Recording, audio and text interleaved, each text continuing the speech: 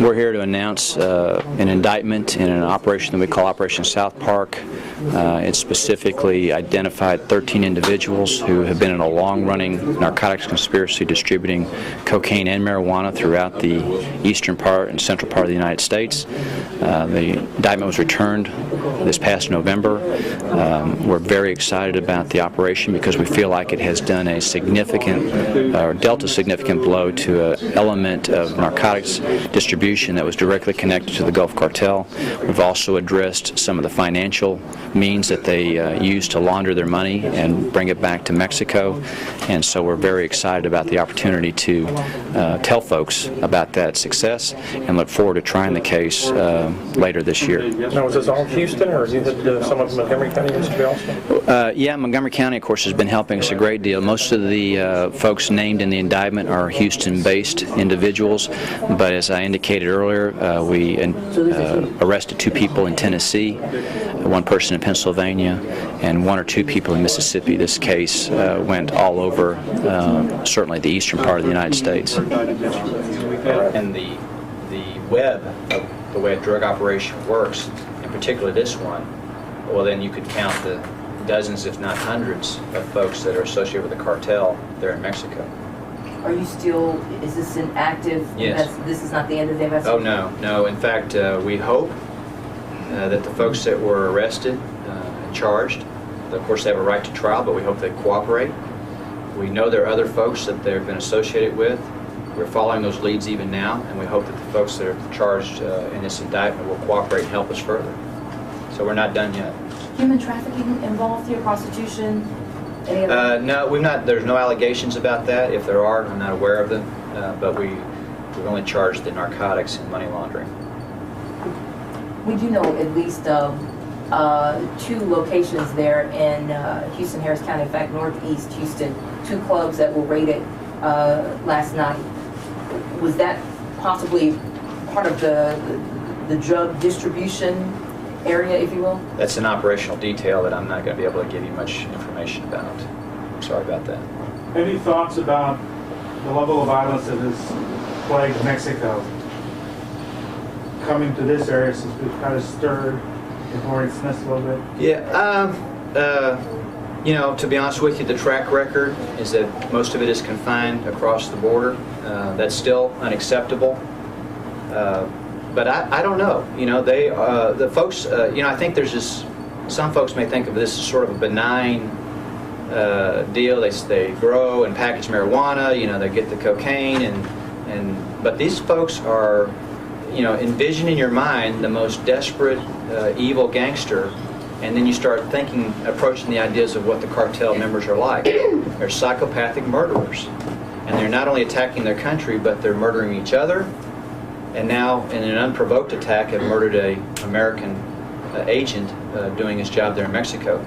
You know, obviously we pray to God that it doesn't spill over here, but you have to be completely naive if you don't think, as we put pressure on them, as we come to the aid of the Mexican Republic, you know, we already know there are numerous AUSAs and agents who are walking around with, you know, threats against them all the time along the border. And I'm not going to exaggerate. We don't know of anything like that's happening here. Certainly don't hope so. If it happens, we'll take the necessary precautions.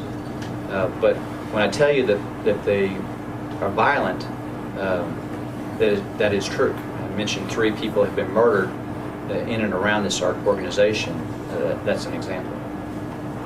Yes, ma'am. You say you hope they're going to cooperate. These people obviously know no boundaries. They've been doing this since 1995. Do you really think they're going to cooperate? I do. The federal sentencing scheme is an onerous one, and the drug quantities that we intend to prove to the jury are extraordinary. While I think these folks lack a moral compass, and they've obviously been poisoning our country for many years, no one wants to spend the rest of their life in prison, and that's frankly what they're facing with the penalty ranges that are possible given the charges here. So we will give them an opportunity to cooperate and not spend the rest of their life in prison. What do you mean not spend the rest of their life in prison? Well, anytime you charge a drug quantity in the manner that this indictment does, that is greater than 5 kilos of cocaine, carries a sentencing range of from 10 years to life imprisonment. On that scale, you ratchet up depending on several factors, including the quantity of drugs, whether they're a leader in the organization, whether they've used weapons, all those things that you would look forward to in terms of trying to quantify how bad is this person really is.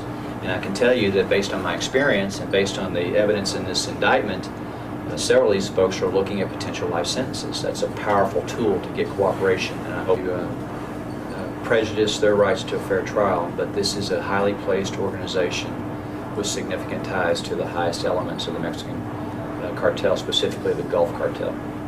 And if you'll just reiterate for me just where Houston stands in this, where Right. Houston, Harris County, explain that for me. Well, Houston is the 900-pound gorilla for drug trafficking in the Southwest, and it's no secret that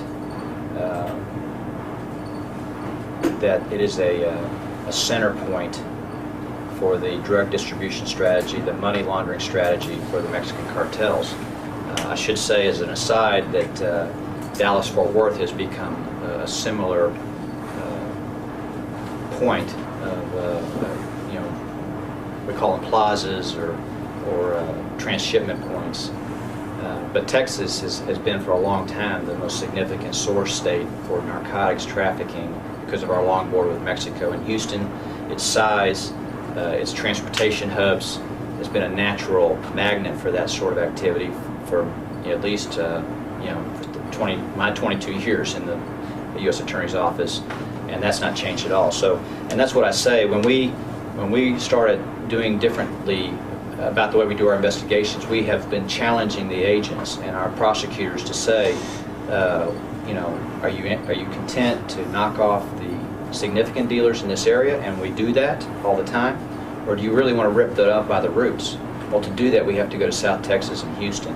And frankly, the program that I'm talking about, the program outlined for us by Attorney General Holder, is that sort of national program. So we have prosecutors who really think in a national perspective, not just an Eastern District of Texas perspective. And so Houston, you would be crazy not to look at Houston as the particular pressure point that we need to address. And that's why you see folks here from Harris County, from LaPorte, and the Houston DEA.